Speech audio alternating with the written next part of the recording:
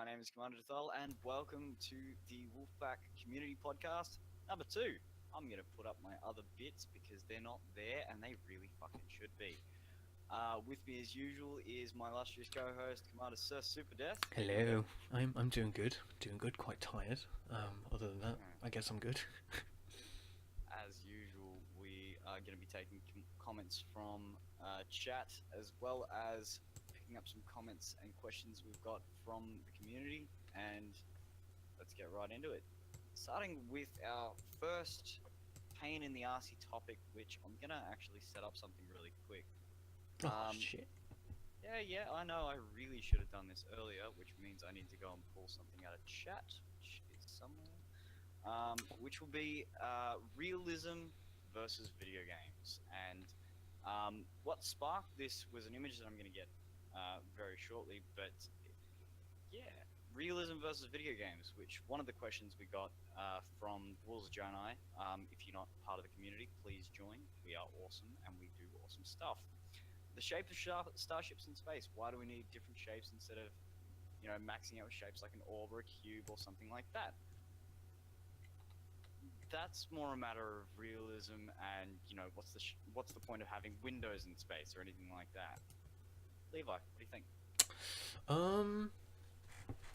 I would say, I think it's more of a gameplay standpoint, more than like a realism standpoint. You kind of have to have that balance of gameplay, balance, and also realism, because true realism would be incredibly probably boring in most cases. So yeah, it's a bit of a pain in the ass for that, because you've got the idea of what you would actually use in terms of, like, if you've got a game and you're flying around a cube.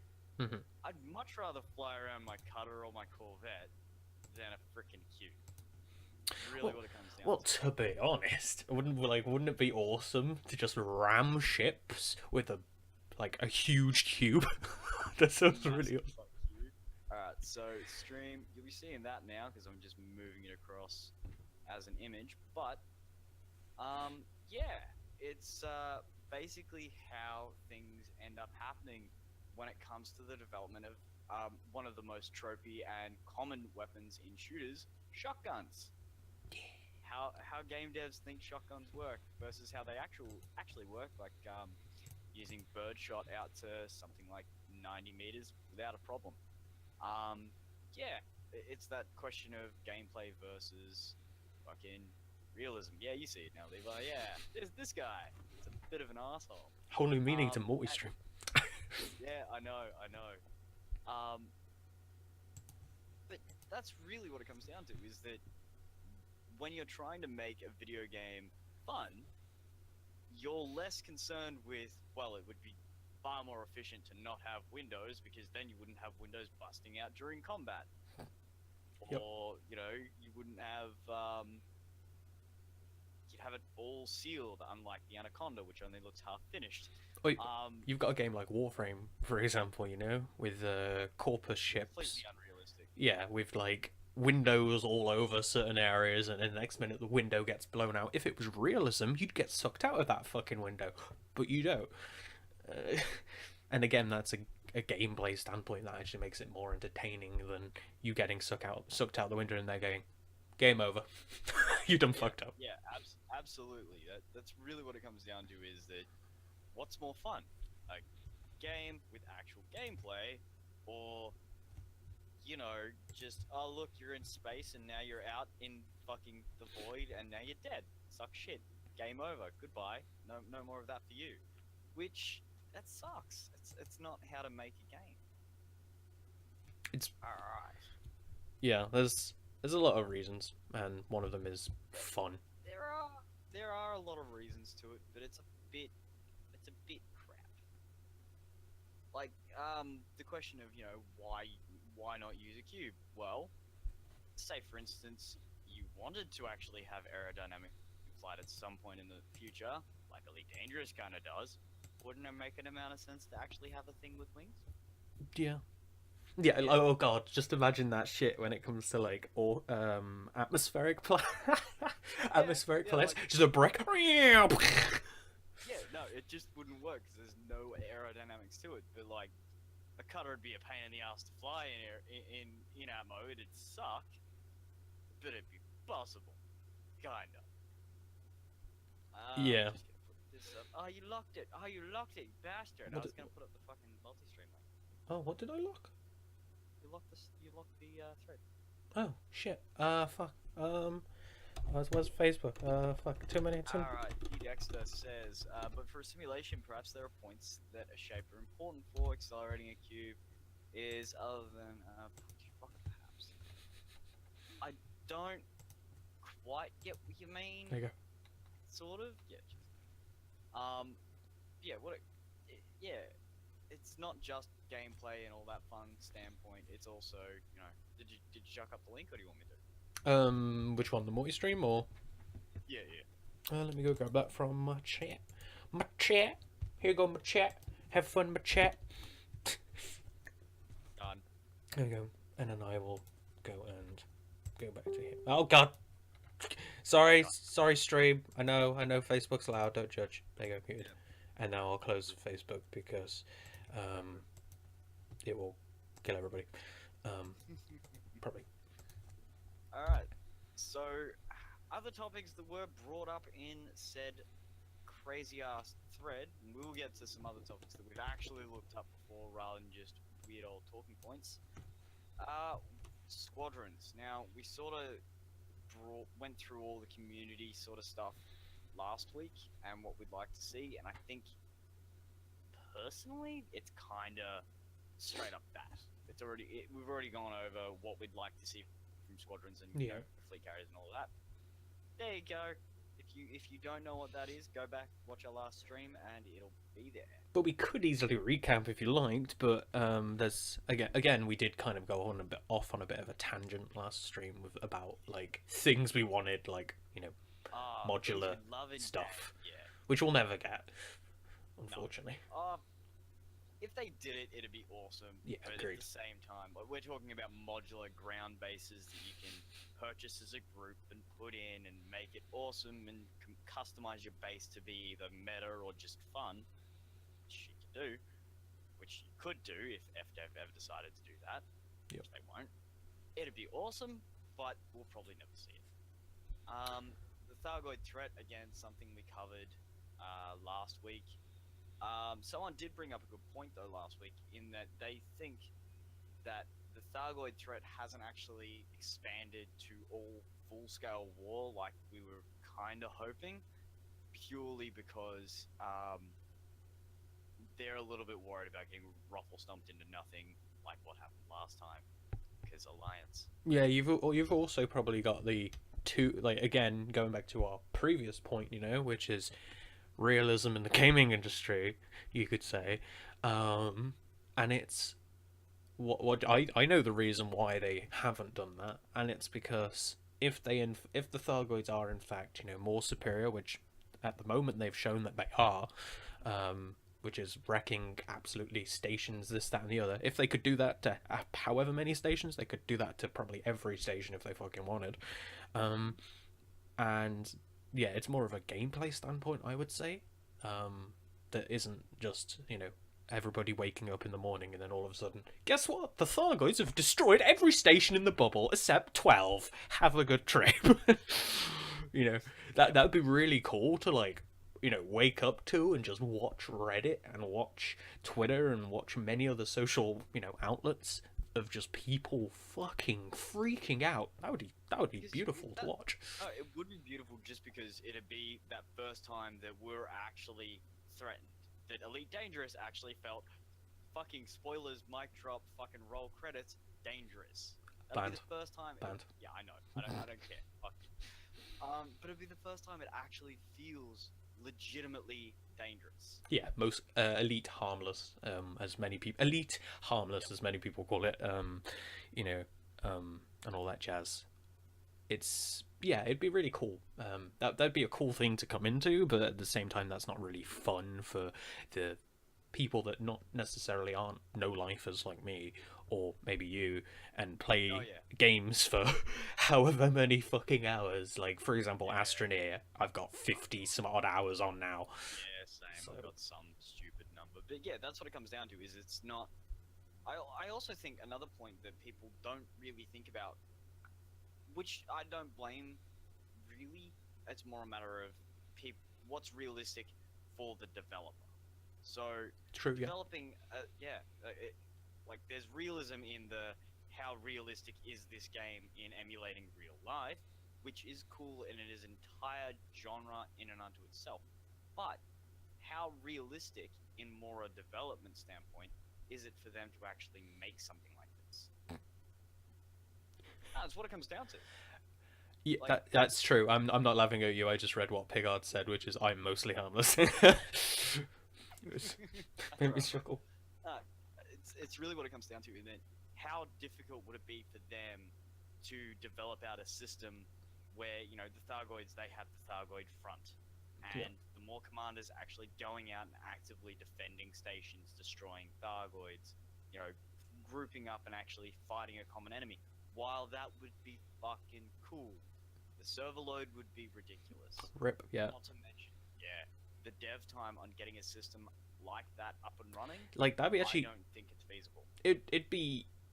If you want to do it properly, yeah, which is properly have it so that you join...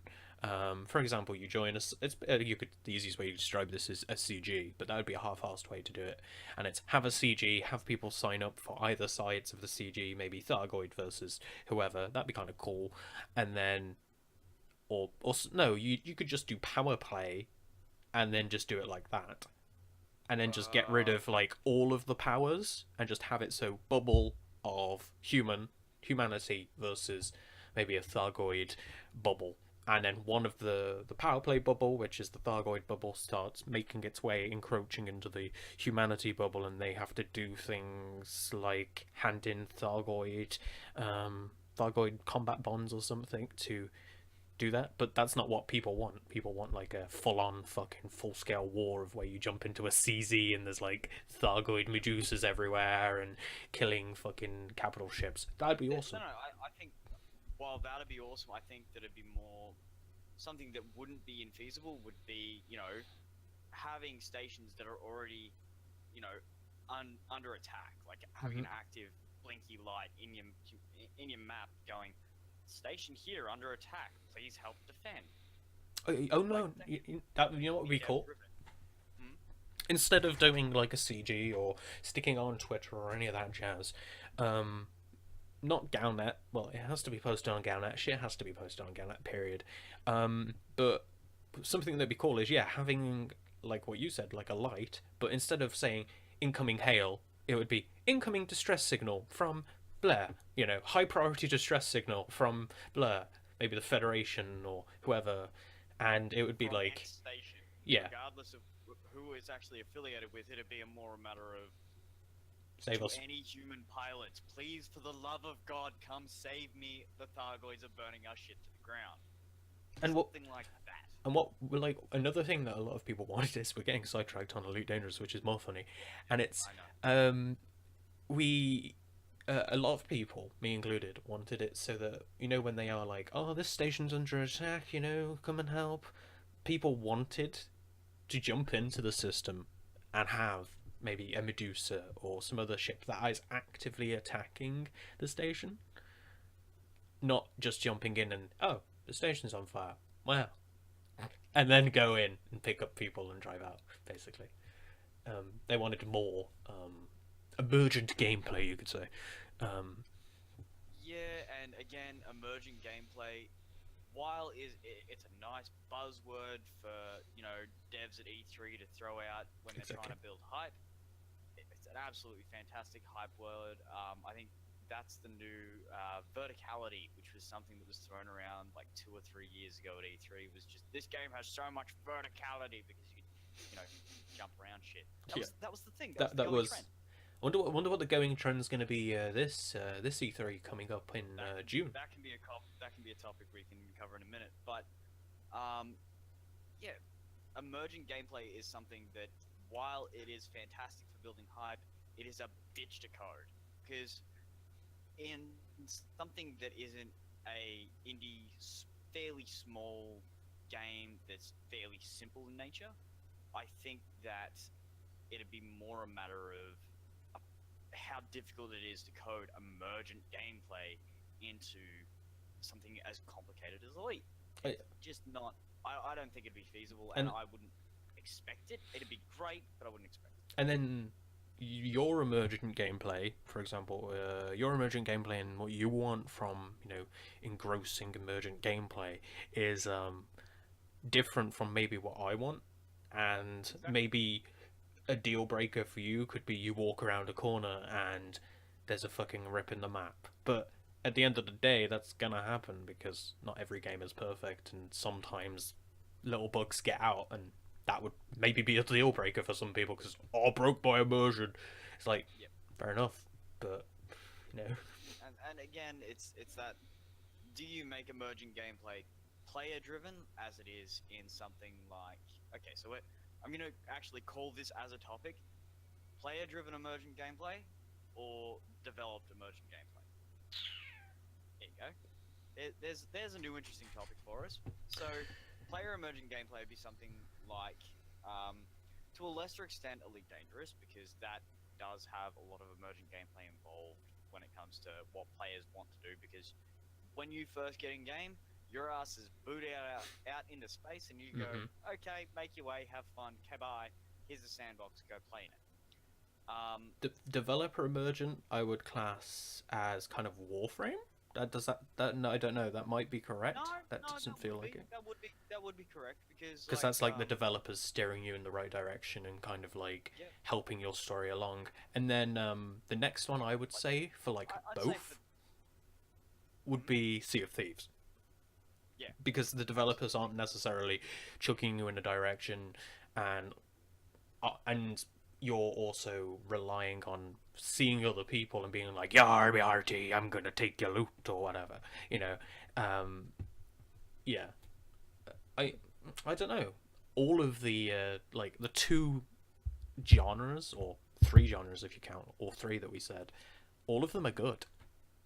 Yeah, like all of them are good in their own right. Cater to everyone. That's the next thing. Is that not all of them actually get players involved. I suppose. Not everybody likes Sea of Thieves. Not everybody likes Warframe, and not everybody likes Elite. All in their own reasons, and all of them are correct.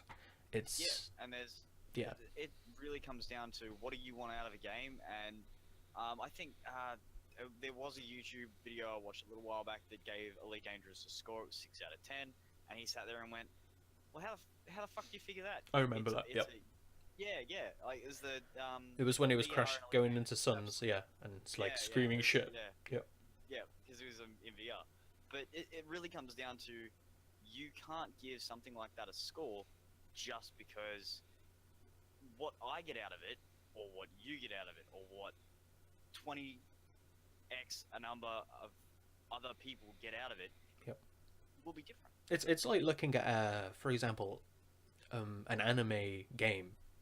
This is probably the easiest one to look at, or a first-person shooter.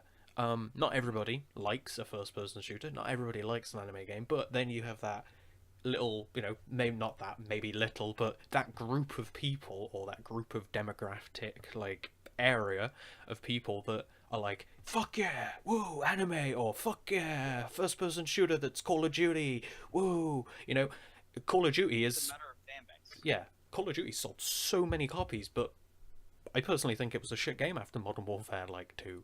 But it's really weird. Again, down to audience and people getting involved in the brand and the game, which is interesting. Absolutely. So there was one question that was... Actually, no. Do we want to jump to E3, or do we want to make that the main topic for tonight? Because I feel like that's going to be a bit of a big one.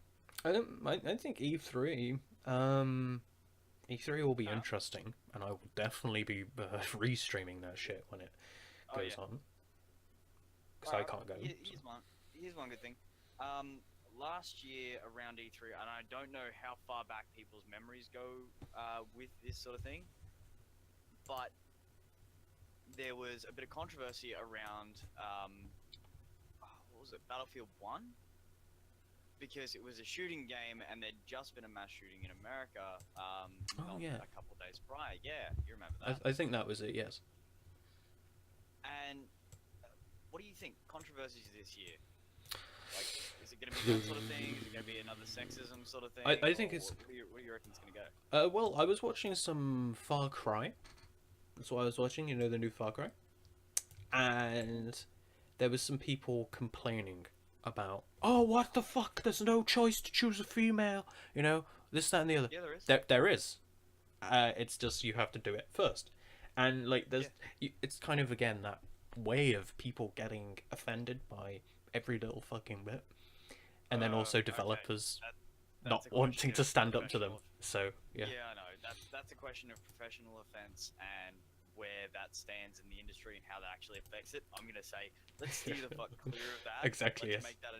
let's make that a main topic if we want to cover that another week because. Oh yeah, that will take up like a whole however many hours. Oh shit. Because technically, everyone's right. So yeah. It's literally just a point of perspective. But getting back into comments, Picard says IMO scoring a game from 0 to 10 is kind of bullshit.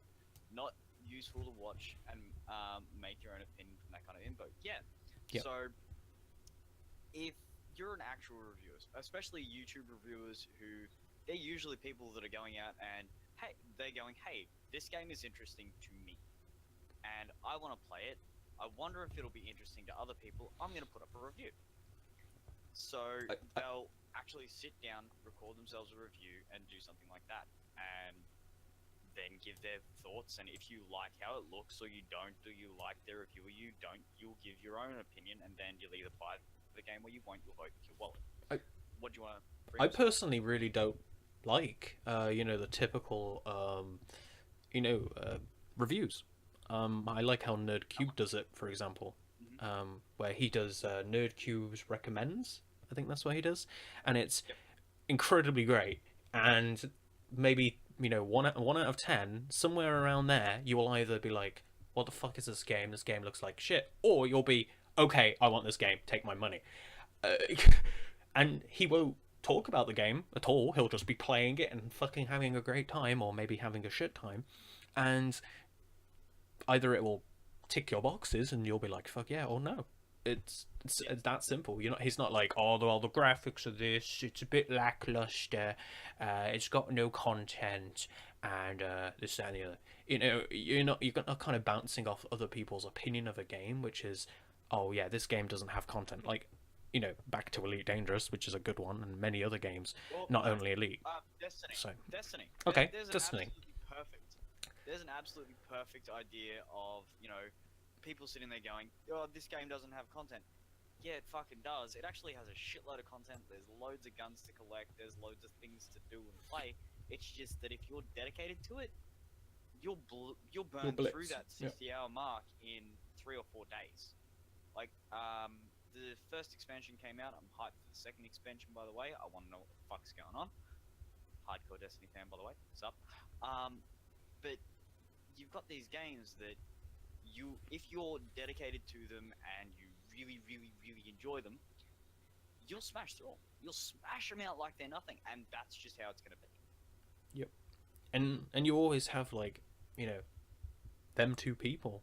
And it's depending on who you watch, Are you watching a casual gamer, or are you watching a person that... Well, no, there's 3 types of people. There's a casual gamer that maybe doesn't take that, like, doesn't complete the game in 60 hours or whatever. And then you've got the person that completes the game in maybe 6 hours, 3 hours, 2 hours. And then you've got the person that hasn't even played the game, and they're just doing a review to bounce on the bandwagon and are listening to other people's opinions. They're the people you've got. You really do have just those kind of people, and you've got the hardcores that they'll sit there and they'll be the absolute completionists that'll sit there and go, okay, dollar for dollar. Like, all right, well, actually, no, that's a good metric. Dollar for dollar. Agreed. I'd personally say dollar per hour. For Destiny, I've probably spent dollar per hour of around 10 cents because I've smashed that. like, oh, I spent $140. I got the top digital bullshit Mhm. because I wanted the exclusive stuff and reasons, and that's me. But for someone that they sit there and they play through the campaign, they don't get to max light. They maybe collect some of the exotics and maybe a couple of quest exotics. And maybe they do raids. They don't do a raid. They don't do anything like that. And they'll sit there and go, "Oh, the game's a piece of shit. I spent, $3 an hour. What the fuck's this?" That's still really worthwhile entertainment, by the way. Mhm. That's like really, really cheap entertainment. But That- they're sitting there going, "Well, I feel cheated because I didn't do anything." It's a matter of, does the game do what you want? Same with Elite. I've probably spent Yeah. between. I'd agree with bring Viking. up Elite as well. Yeah, like I'll go to my Steam right now, and I'm on my Steam right now. Like, okay, Warframe, 2,529 hours. Okay, 3,046. okay, and then you've got Elite Dangerous, 2,005 hours. Obviously, that's kind of an inflated number just for the pure reason of when you launch the launcher, and it counts off the launcher. Some people do leave the launcher on. I've left it on before by accident. Yeah. That's a good fucking good amount of money you've got out of that game. Like 2,005 hours. If you work it out to maybe, I don't know, a pound per hour or something, or whatever. Yeah, but that's the thing. Is Iggy the Vikings just brought up. If you look at it that way, I've less than a penny an hour to Elite. Yeah. And honestly, if you were enjoying even, say, half that time, so it's 20 cents per hour, and of enjoyed gameplay that you actually were sitting there going, "Yeah, this is fucking great. I love this. This is fun." Whether it's combat or trade or exploring, pissing around on a planet, that's what it comes down to. Did you have fun? If not, then, well, that's really up to you. It's Vorgoth. How you doing, mate? And look, even more so, Elite Dangerous. Please don't play that trailer. That will rip my bit rate. Like, Elite Dangerous. Okay, you're just getting the base game for £19 or £20, and it's like, okay, that's not a bad price. First of all, that's the base game. And then if you're like, okay, fuck it, I'll pay £39. What do you get? You get the game. You get a commander pack, which is just basically skins and stuff, and then you get the Elite Dangerous Horizons pack, which is Elite Dangerous Horizons. So that's engineering. Hang on. You've got to also remember that's Elite Dangerous Horizons, which was last year's update, and all of the updates for Year 3 as well. That is very true. At least to the So- end around Q4, and they're going to be doing something. To Q4, which Winky, winky. they're going to be doing something there. But that's, again, still the content that we've got up until this point for, what, £40? Mhm. So the content we got up until this point, and the content for up until Q4 is free. Any more money that you spend on skins or fucking cosmetics or anything like that, that's an up to you thing. I personally do just because I like to look dope in my nice spaceship while I'm shooting stuff. That's me. But on top of that, you're not paying subs, so I sit there and go, "Can't Yep. gotta keep the lights on." It's very true though. Like, I think this price here, £19.99. I think that is the perfect price for base Elite Dangerous. Yep, Like, absolutely. And I think it compared works to what out it at used to be, you know. Yeah, absolutely. It was 40 something dollars for the base, I think. $39.99, I think it was. I think that was the base and then price. that worked out to 60 something dollars Australian, which for me, rip you if you're an Australian. Love life. Rip. Yep. But yeah, that's really what it comes down to is the games that you're buying worth it to you? Are Exactly, you getting yeah. a requisite amount of content? Like, Fallout 4, I spent, I think, $120. I've got $1 per hour of gameplay out of it with mods and fucking around and like 2 or 3 campaign playthroughs. I know people that have got thousands of hours out of it. It's clearly more worth it to them than me. Do I feel cheated out of my money? No. Nope. I had fun in And- that amount of time. You've also got something else, which is, okay, so say for example you've got a game which is, let's guess you use Assassin's Creed Origins for an example. Okay. Assassin's Creed Origins, because it was like the first one I saw that was on discount on Steam.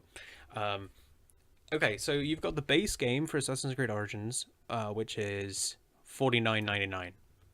That's a little bit more than kind of a normal priced game in the United Kingdom at least, because it's $39.99, which is normal price, which is $60 US. And but you could get it on discount for $29.99 if you just wait. Like I'm kind of in that boat of somebody who waits for Steam summer sales and all that jazz. Again, it's a question of what's more worth it to you. So, we'll shift right along to the next question that Levi did post in chat, which was, have games gotten too grindy? I was gonna say that. Yeah, that was a good a sidetrack, you could say. Yeah, I think that's, if not a good sidetrack, a good next question. Have games gotten too grindy? Some games have. I think is the best way of saying that. Some games have got too grindy, and other games are just kind of, I don't know, not. You've got like the balance, haven't you? You've got like some games are too grindy, some games are not grindy enough, and then you've got the game in the middle, which is okay amount of grind, not too bad, not too terrible. I think it doesn't really come down to a balance so much. Like, there could be a really long grind. Like, if you're grinding, and this is to go back to a really old school sort of example. I started playing World of Warcraft in the Burning Crusade days, before Wrath of the Lich King. I ground my way up to 60, and then I did my raids and all of that, and had fun. And then I worked my way through Wrath of the Lich King, got to 80, had some fun, smashed some face, killed the Lich King, but there was an amount of gear grind in order to be able to kill the Lich King. Which, yeah, it's. But at the end of it, I killed him, and my first run through, even though I got absolutely trash drops, I'm sitting there going, that was fucking rewarding because that raid was good. Is the grind, once it's done, actually rewarding? If it's done. Yeah, if there is a grind in a game, is the grind rewarding? So another good example is, for something a lot more recent, for those of you who don't play Warframe, one of the pieces of gear that you can get is called an amp. And it takes a lot of different materials that are rare and a bit of a pain in the ass to find. I was running around the open area called Plains of Eidolon earlier today, trying to really get all of these bits so I can get this amp and have it done. It took me around about 7 or 8 hours of solid, what I would honestly call grind, in order to get all this resource to get this thing built. Once it was built, however, and I had it in my hands, and I'm sitting there looking at it, I felt rewarded for what I'd done. And that was before he even like gilded it, which made it more powerful, which is basically re-leveling for anybody that doesn't play Warframe. It's gilded and re-leveled now, which is mad. Something that Iggy or Vorgoth has come up with. Since WoW came out, most online games have been easy mode as far as investment of time's converted.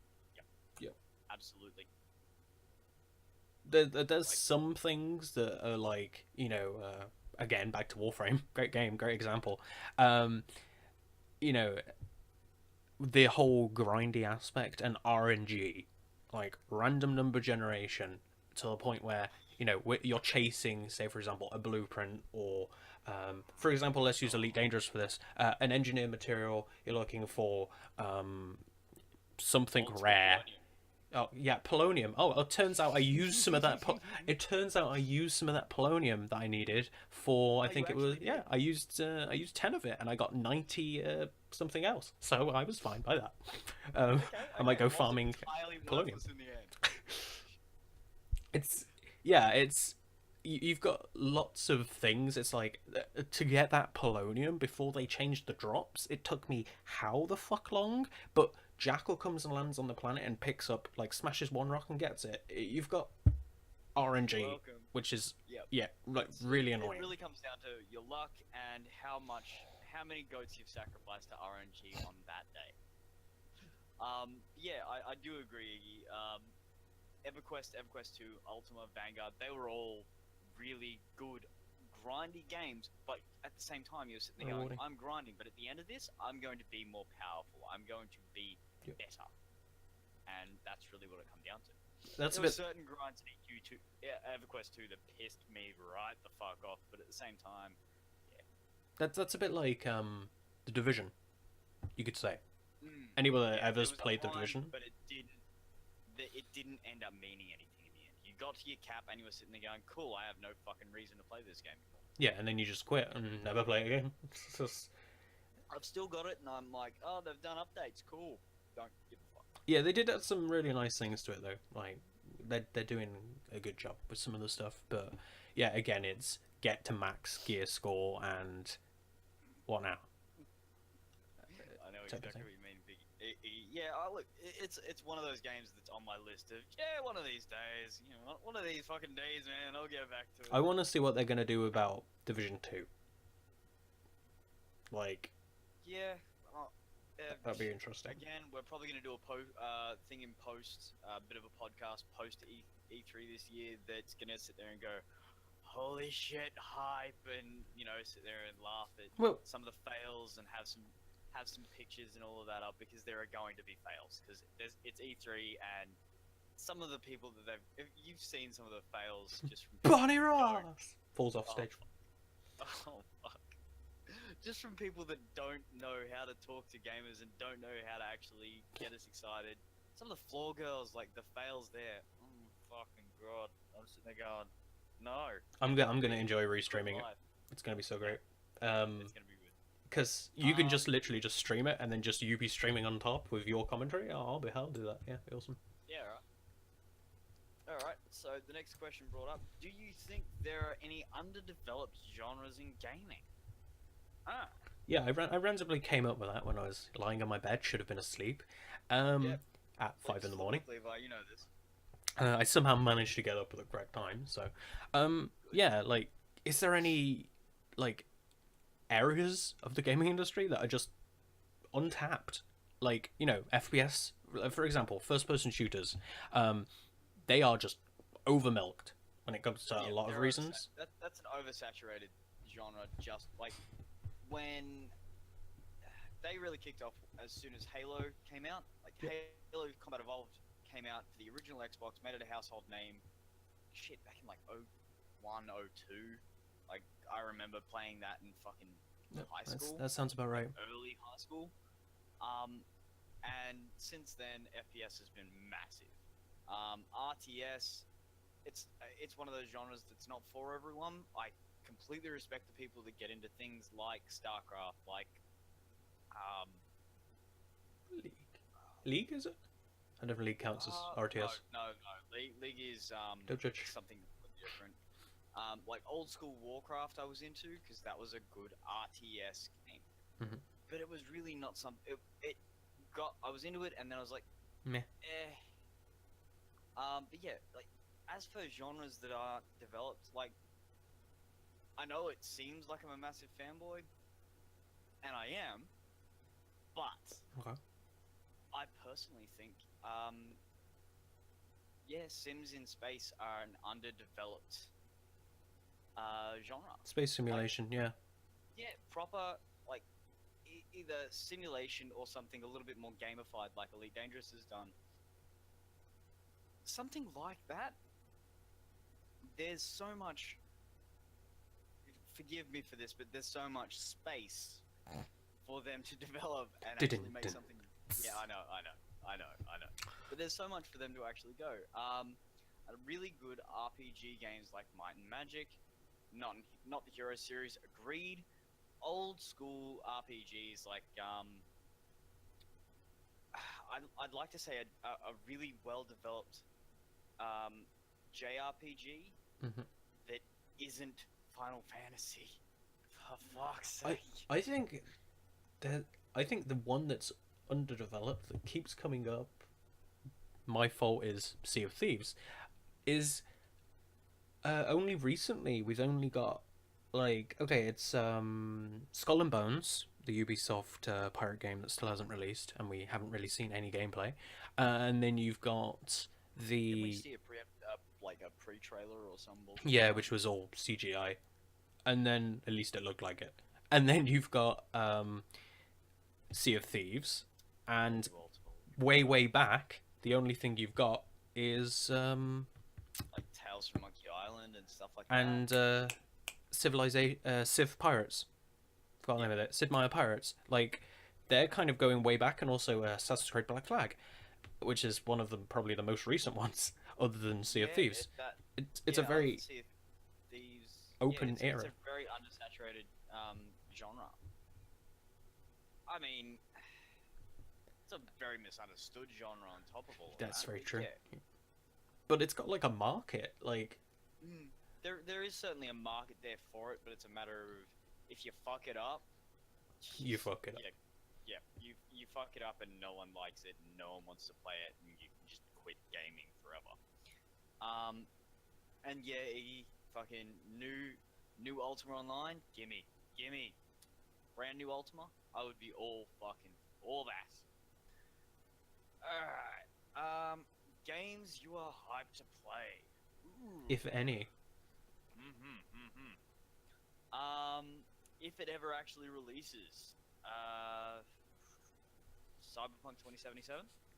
Okay, that's off the table. Come on, we all are hyped over that, because it's why is that off the table? it's obvious. It's CD Projekt Red.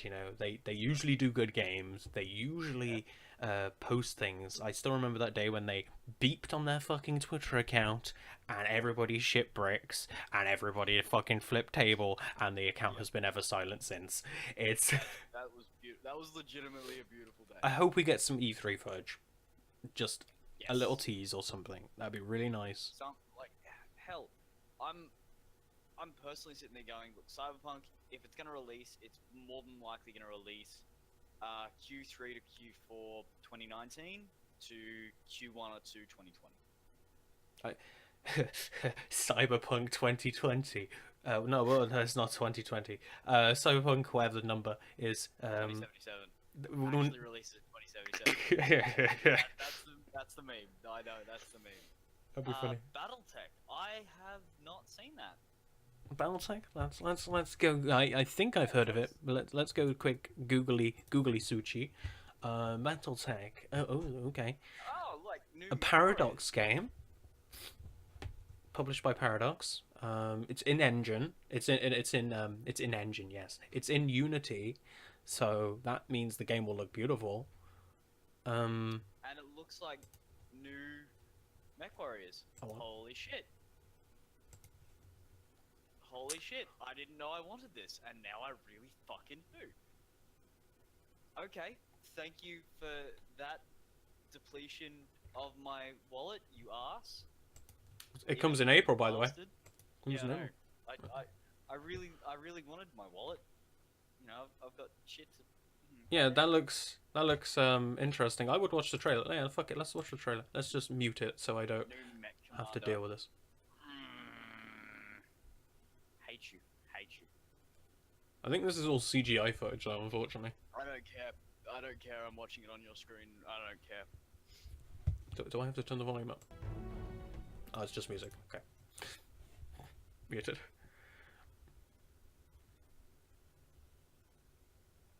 Developed by the same guys who did Shadowrun, though, so... Oh, no, I did see something about this, ages ago. I hope that's multiplayer, because that'd be, quite interesting. Shit, yes. That you know what this reminds me of? This reminds me of, Halo Wars. Beautiful game. Yes. But not developed by Bungie, so not gonna be shit. Yeah, exactly. Bungie did okay games, but yeah, they did kind of fall off the table, and all that jazz. Yeah, Okay, can I escape? Can't escape. Ripper. Okay. But no, that looks pretty mad. Other than that, usually I kinda...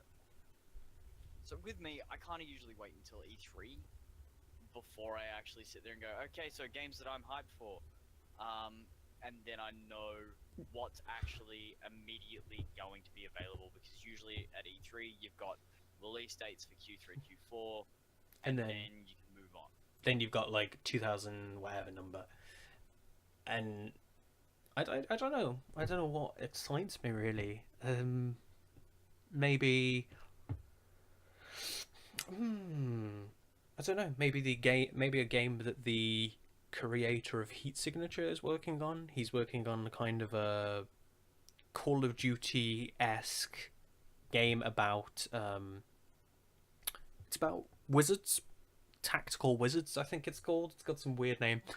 And it's about these guys that basically, I think it's you have to go into like rooms and break people out or get people. I don't know. It sounds really interesting. At least the bits that I've read, and he usually does good games like Heat Signature and Gunpoint, both good games.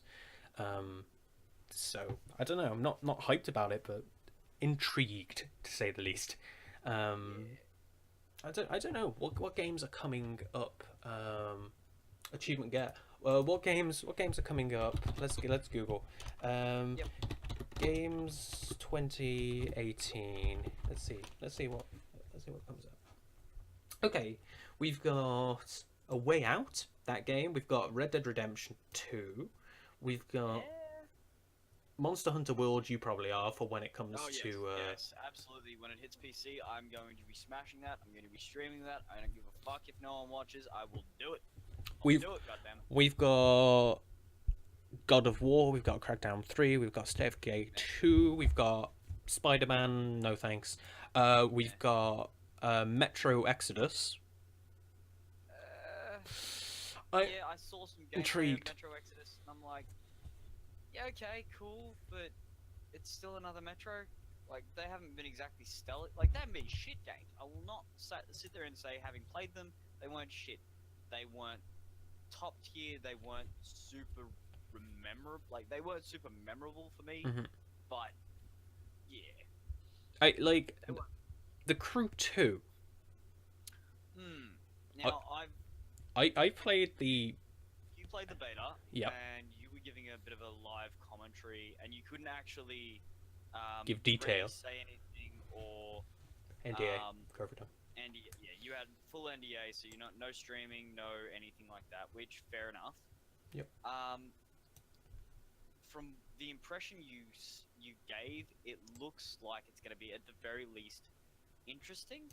It was interesting, and to say the least, the opening thing, the opening. I think they showed it in the trailer. I hope they did. But that whole, I don't know. It's hard to describe, especially when NDA. The first mission that you do is awesome. Okay. So with animations and a everything. Little bit of looks really good, but considering the amount of flack that Ubisoft's been getting over the last few years for their animations, for their graphical updates, I think basically the big shit show around that was the very obvious graphical downgrade for Watch Dogs original. Yeah, Ubisoft is known for doing downgrades, which I'm kind of gonna laugh if when Skull and Bones, they're like, oh yeah, we're gonna release Skull and Bones, all that jazz, and then they just downgrade it as fuck. Yeah, that would be hilarious to see. Which they were actually, I'm not sure if they actually ended up getting sued, but there were some people that were looking at doing full class action lawsuits against them, specifically for their false advertising. It's not a bad idea. Yeah. No. And then you've got this one, Jurassic Park Evolution. Jurassic World's Evolution. It's the game by Frontier Developments. So I know, and I know it's done by FDev, and I know they've got access to the IP. Yes, Vampire does look good, but sounds like a horror game. It looks like a fairly standard horror game. Yeah, Jurassic World Evolution. Look, yeah, it's done by FDev. Yeah, they've got access to the IP, which good on them for getting access to a fairly well-known IP. Fantastic. That's cool. But I haven't seen gameplay of it. Exactly. I haven't seen gameplay of it, and I can't make my decision. Yep. I don't know what to make say. my judgment call on that as soon as I've actually got gameplay. Hopefully by someone competent. Can we have That Total would be Biscuit, okay. please? Sure. Just get Total Biscuit to post a video on it and be like, "Okay, guys, I'm playing Jurassic Alright, Park." is it a piece of shit? He will just straight up say it. Literally. Like, Yeah. Alright, so further topic-y deals, that was all from TeamSpeak. I'm gonna close that because it's probably a little bit of a pain in the ass, my fam. Yes, Vampire does look good. I do like horror games. I like horror games over the horror movies, specifically because I'm actually able to affect them. Like, I specifically like Dead Space for that fact. As a series, Dead Space was fantastic. It was horror, and it was jump scare, and it was like full-on body horror, but I could actually do something about it, so I didn't care. if they just like have cheap fucking jump scares Oh, constantly, no, like, they can go fuck no themselves. thanks. I'm sorry, but let's relegate those sort of games for the Let's Plays of PewDiePie. Let's keep them sort of pieces of shit for like 5 years ago over there. I've got the game that I played. I played this. Well, no, Doom doesn't count as a horror, but Doom is more like a fucking punch everything, killer, beat 'em up. But like that game's a great game, and like the whole again immersion and the just beautiful scenery that game gives is awesome. Yeah, Yep. first person shooter. Like, Okay. It's beautiful, but it's that perfect synergy of beauty and Post-apocalyptic. grotesque. Yeah, there's that absolute beauty, but it's so grotesque, and it's fucked, and it's beautiful in how it was executed. Doom No. Doom 2016 was probably like a game of the decade, or getting close to like perfect game status for me. Just because as a single player experience, it weren't long, didn't need to be long. It was beautiful in how it was executed. The gunplay was just frenetic and ridiculous. You had to be strategic. You had to make really snap decisions. It was a load of fun just going, I'm going to chuck a grenade at your feet. You didn't die immediately? Cool. I'm going to jump on the back of your head and ruffle stomp you into the ground. See ya. And doing it to demons. It's like, beautiful. Yeah. I played Fear 3, personally, Iggy. I didn't. I mostly avoid horror games, to be honest, because of just some of them are just cheesy as fuck, and some of them are just absolute crap. No, Fear for that wasn't like, it wasn't bad. Like, I wouldn't personally rate it as like top tier game. Again, this is my own personal opinion. I thought that they were good. I wouldn't, for me, my personal, how I felt about it is 75. I was 75% happy with how it went. It'd be nice if there was a game like that kind of encompasses like rolling a dice, not rolling a dice, but I mean like rolling a dice and then randomly generating an area, and then you have to make your way through that. There is one for horror I've seen a couple of people playing. But something that is, but the one I saw was kind of a bit low graphics, low graphic fidelity. That word. Low graphical fidelity. Yeah, but it'd just be nice to maybe get a game done in maybe the Unreal Engine, you know, with some like proper beautiful lighting and some. You could do some crazy ass lighting with that shit. Like, it would be beautiful. I'd like to see a couple of more games that get the license to the Frostbite engine to make a single player experience. Not this, you know, single player experience that immediately ties it, like, that's, you know, 10 hours long, that you smash out in a night, and then, oh look, there's 300 hours of multiplayer. No, I'm talking a 20 to 30 hour single player experience, all rendered in Frostbite. I want to Frostbite, which is the Battlefield engine, if I'm correct, and then you've got the Snowdrop engine. That is Ubisoft's Ubisoft engine. It's going to be the engine they use on the Division. Crew, isn't it? They're using it on the Crew 2, and they're also using it on the Division 2. yeah, they're going to be using it on the Division 2. That will be interesting, but again, Ubisoft downgrading graphics, so Yeah, like I don't know. Alright, I don't know how much you can actually say NDA and all of that, but how did you actually feel with the graphics from the Crew 2's beta? The graphics in the Crew 2 were beautiful. Like they were phenomenal. Just Okay. beautiful. That's all needed to know. Like, if they don't downgrade it between closed Open beta and open beta and then open live. beta and release, Yeah. then if it is as beautiful as a little bit of the gameplay screenshots, crap, shouldn't be drinking Coke while doing this. If it is the same graphically, I'll be a lot happier with it. And yeah, Dead Space did feel like Fear in Space. I haven't played Fear 1 personally, but I have seen it played. And yeah, it was. I love Dead Space. It's a fantastic series. I wish they didn't kill it. Another thing I find really important for games, and many other people will, is replayability. See, You know, it's I got a lot of replayability out of The Witcher 3. Yep.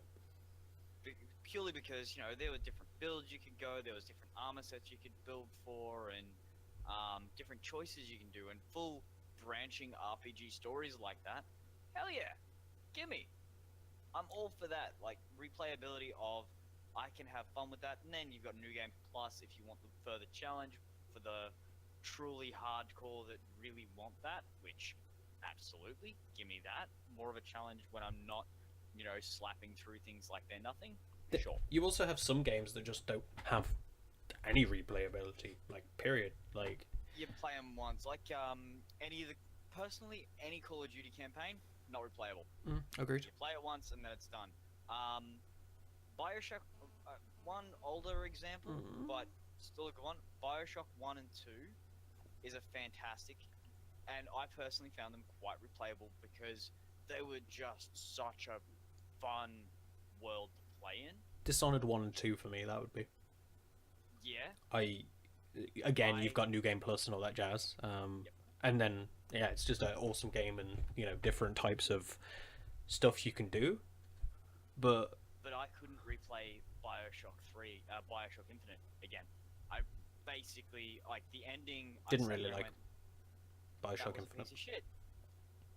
I liked the gameplay and the different stuff they were doing with Sky Rails, but the ending, I'm sitting there going, this was a piece of shit. Fuck you. Goodbye. Like, you had a pre-established name of a franchise, which, honestly, do a remade System Shock. They are. No, that got killed. Oh, did it? Oh. Uh-huh. Well, I want an That's actual sad. studio. Yep, I want a legit studio with funding to do a new System Shock, because that would be fucking good. Spoilers, EA does it. Alright. Microtransactions.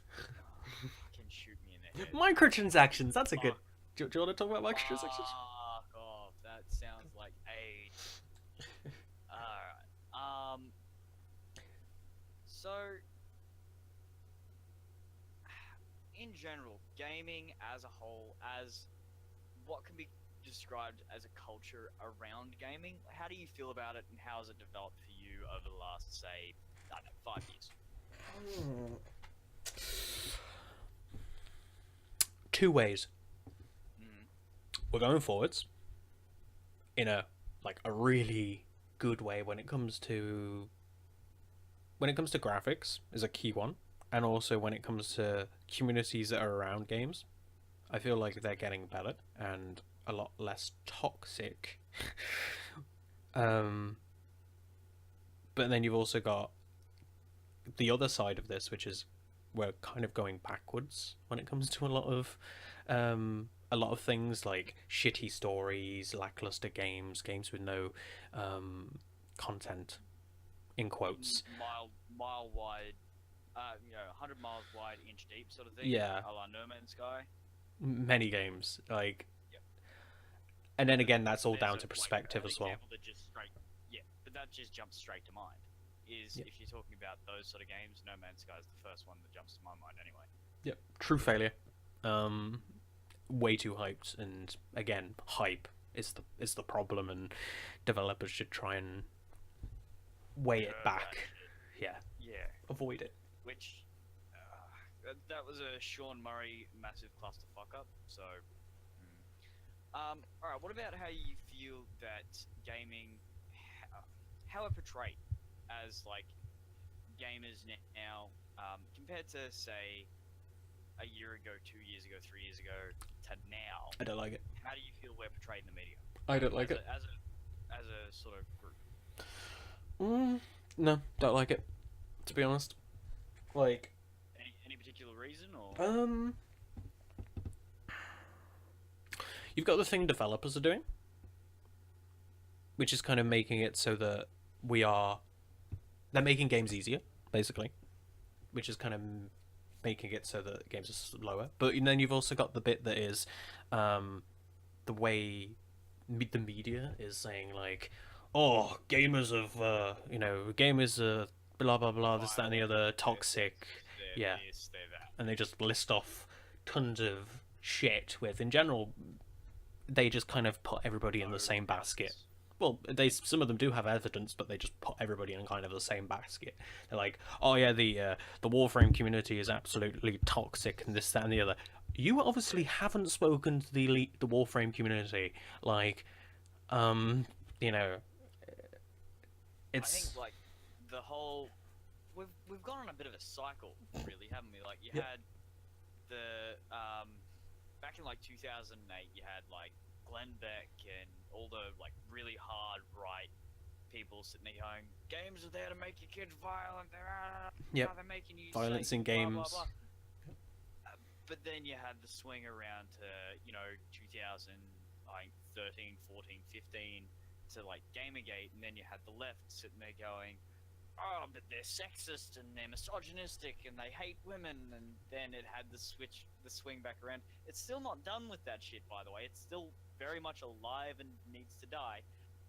And then back to, oh, video games cause violence as of this year, and you're sitting there going, can you just fucking figure your shit? You mean like guns, right? Am I right? Yeah, no, I'm Yeah, trying to... that's all I'm gonna say. basically- I'm just gonna Yep, stop there. I'm trying to keep it away from that particular argument just because... That's a rabbit hole of. Yep, that's a black hole. That's a pit. That's You ain't getting out of that. pit. No, fuck no. But the media portrayal of gamers has gone just back and forth, like even back as far as like the late 70s, early 80s with D&D. Yep. Like my mum went through that shit. Like she played D&D. She was a Satan worshipper apparently. Like, Fantastic. you've got some other. Volkov, you're not wrong. You've got some other parts to where it was like other ways the media like portrays just stupid shit. They kind of just outblow things, you could say. A common one again is Sea of Thieves, which is the most one, and it's, oh yeah, Sea of Thieves have no content, this, that, and the other. It's stop, just stop. Let gamers make their decision and all that jazz. And then you've also got piracy and how it affects industries. That's a very fun one. Like, it's again like that's corporations' way of saying, oh, the reason we're losing money is because of pirates and gamers. It's no, it's not. You're not losing money, basically. Yeah. It's really like... They kind of use you as their scapegoat, you could say. Well, that's a really interesting slippery slope. That if you sit there and look at piracy in video games, and I know we've changed topics very, very quickly. I hope your necks aren't feeling too sorry for themselves, chat. But we're changing topics because that last one was a fucking AIDS. So, nope. But when it comes to piracy, and they're sitting there going, "Oh, they're losing us money." Yes, we're cutting 2% into your several $1 million profit. Yeah, well, not even that, really. there was a study that the European Union, as well as many other, there was, I think the US did it as well. No, it was Sweden. Sweden did one. The Swedish government and the European Union. The European Union one ended up in a 3,000 document that got signed by many people. Yep. It got signed by many people, and it got buried. It got buried the fuck out of it, because it turned out that the basically the, you know, form or thing, yeah, it doesn't affect any industry. Like, it doesn't affect any of them. They worked out that, for example, the Game of Thrones, the most pirated TV series of all time, you could say, that one that got leaked. Oh, it was like season 6, 8 or something. Yeah, something. But they were like, oh my god, this has affected our sales, this, that, and the other. Yes, it affected your sales at first, but after people watched some part of that, or maybe watched it, they probably went out and brought it, or went and watched the next bits of it, No, because... with the Game of Thrones argument, and I absolutely get where you're coming from with it, is that for most people, like, alright, just to get it out there, I either watch it on Netflix, or if Netflix don't have it, I downloaded it for myself. I have a stack of DVDs in that room over there just because of I've downloaded a show and I'm sitting there going, you were worth me actually going out and buying the season. Yeah. Done. But that's not an uncommon attitude. Well, That's the attitude of most people.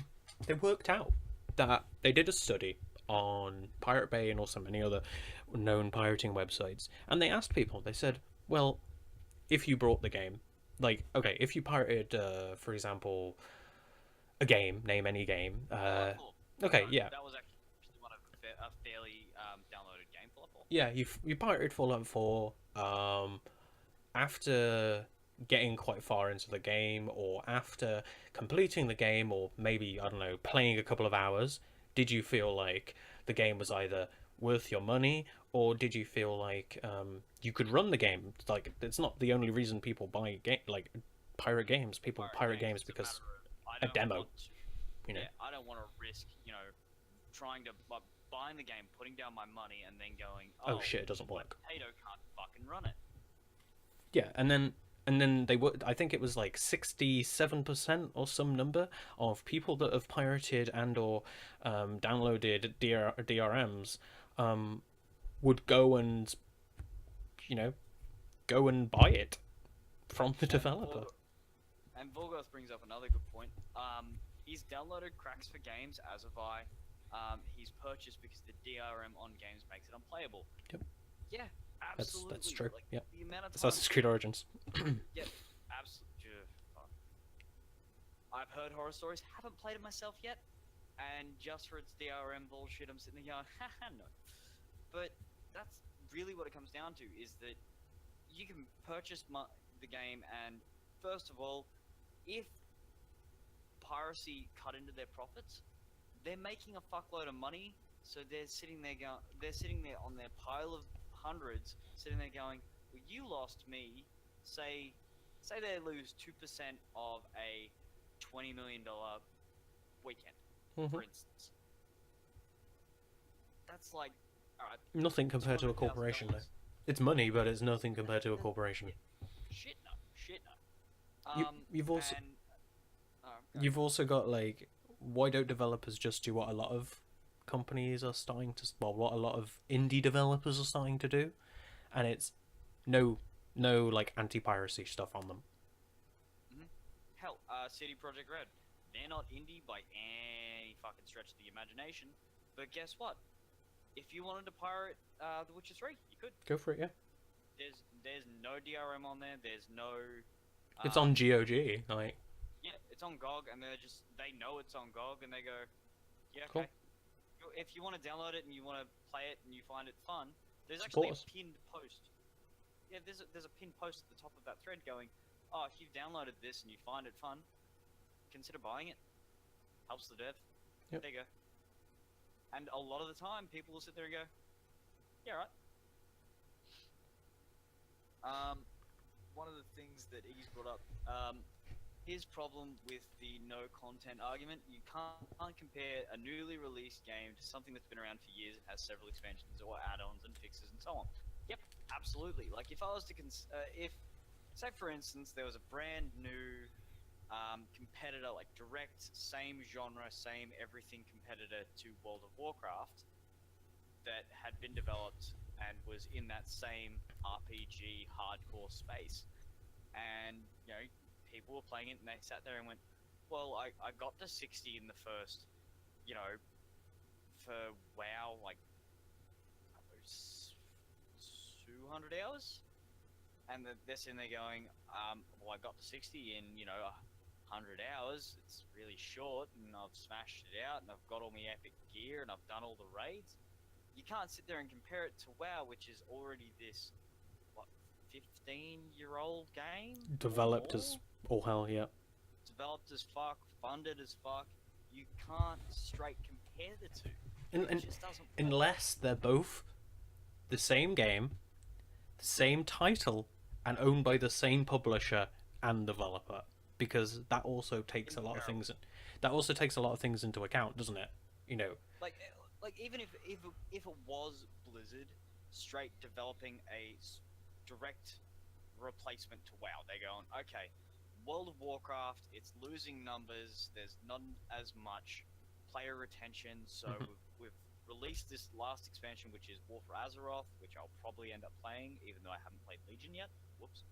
And we'll release that, we'll support the game for, say, 2 years, and in that 2 years, and as of the release of War for Azeroth, we're going to start development on a new game that is going to basically go, okay, we're going to keep the servers on for World of Warcraft for, say, another 5 years, but we're not going to do any more updates to it. We'll patch it and whatever, but there'll be no further expansion. That's it. But we're going to be developing a replacement to it. Even then, you can't sit there and go, well, this new WoW isn't like old WoW, I've played it and it's already done and it's all fucking bullshit, when you've got... People probably wouldn't buy it. Probably not. You'd have some people that would buy it just to, out of the interest of keeping it and having a look at it and playing it, but... I'd be one of them. You've got some people that are just like, yeah, but I've already got WoW. They're going to probably end up bringing, like, a mod that lets me... an open, I don't know if they've already got this because I don't play WoW, but, an open community to where you can host your own server, and then it doesn't matter if the servers go offline. But they did have a few of those a couple of years ago, but Blizzard's since killed them. Oh, Blizzard. Yeah, because they weren't making profits, and it's a matter of, hey, you're basically pirated our IP, and you're hosting servers for our game. Yep. Stop that shit. Fuck off. It was one of the things that came down to. EverQuest and EverQuest 2 is probably the closest you'll get to that. Yep. Yeah, no, absolutely. I completely agree, because updates to a game like Elite Dangerous is, again, something we keep coming back to. Warframe is a game that, perfect example of a developer constantly updating a game. If somebody made another Warframe, I probably wouldn't play it. No. For the pure point, digital extremes. Yeah. It's kind of the difference between playing a game because it's made by Rare, or playing a game because it's made by Bungie.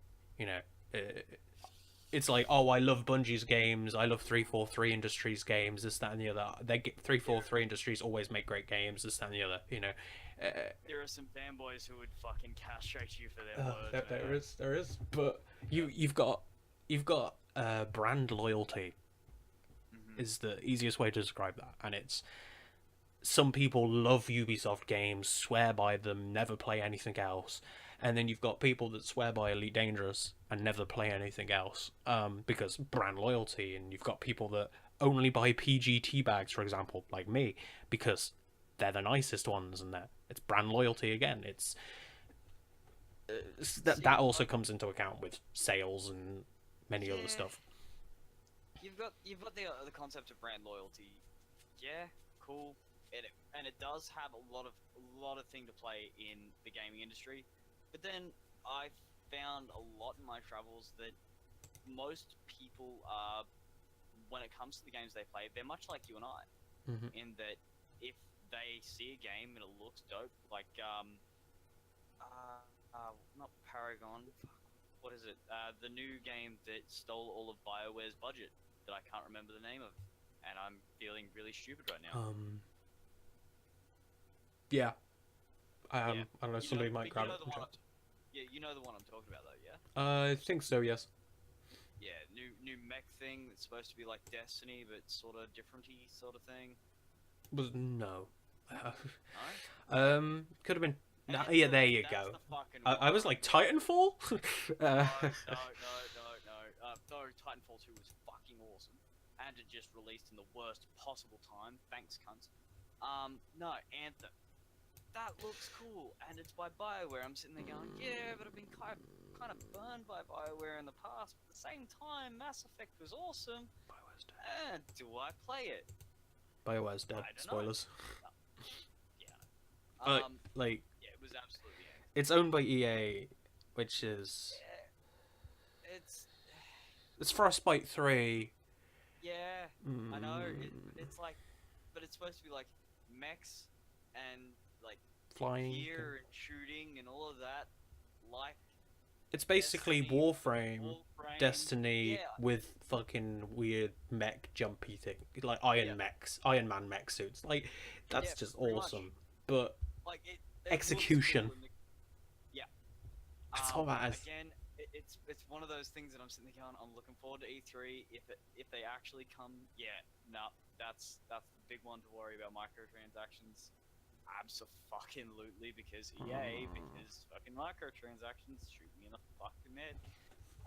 Yeah, that's really what it comes down to, is that, yeah, it looks cool. That's really what it comes down to, is it just looks fucking dope.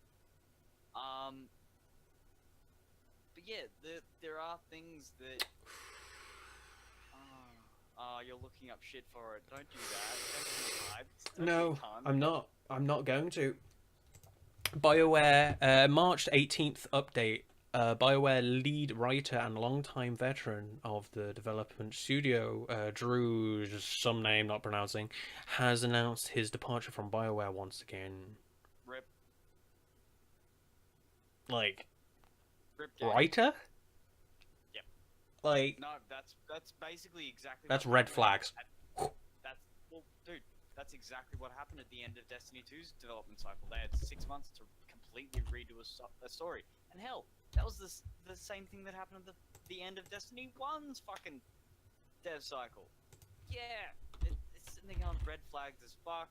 Is the game dead? We don't know. Is it going to be good? Is it going to play well? I don't know. Like, will I play it for the story, or will I play it for the giant mech shooty thing? Fuck if. Several have left, according to Vorgoth. Yeah, like, Yeah, several. they have must be left. doing something wrong. It's EA, of course they fucking. And they are. signed an NDA, so they know. can't tell us why they're leaving. Exactly. Or That NDA is binding for the next 10 years. Yeah. So we're literally never gonna find out, because by that time it'll That's be like- Anthem. The fuck was that game?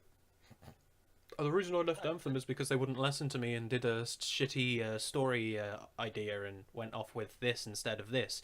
It's like, Who are you again? yeah, who are you? I the used to time they work can at this actually talk, company. it'll Oh, be, that company's who are dead. they again? Sorry.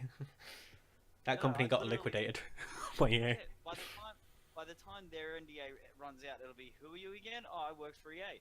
Who the fuck is EA? Well, that was that pack of cunts that had Star Wars for a while. And then got wrecked by Disney. Oh yeah. Yeah. Got brought out by Disney. Yeah. Bought out by Disney and then just completely disassembled.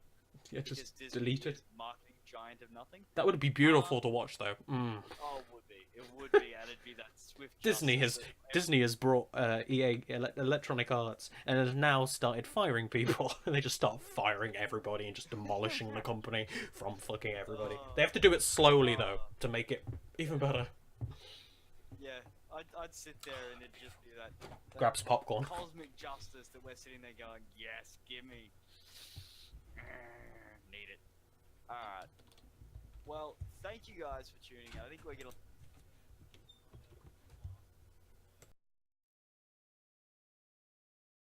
tuning in. in, as usual, I've been Commander Jathaal, your host. Super.